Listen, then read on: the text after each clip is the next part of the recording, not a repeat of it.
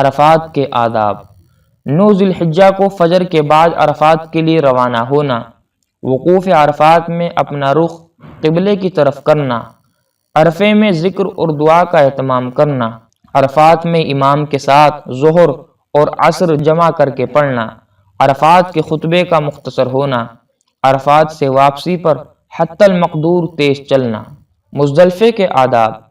مزدلفے میں رات گزارنا، پوری رات عبادت میں گزارنا، اگر تھکن یا دوسری کوئی مجبوری ہو تو سونے کی بھی گنجائش ہے۔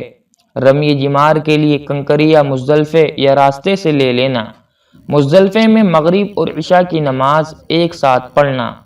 صبح صادق سے خوب روشنی ہو جانے تک، ممکن ہو تو مشعر حرام کے پاس، ورنہ جہاں جگہ مل جائے اہتمام سے عبادت میں مشغول رہنا۔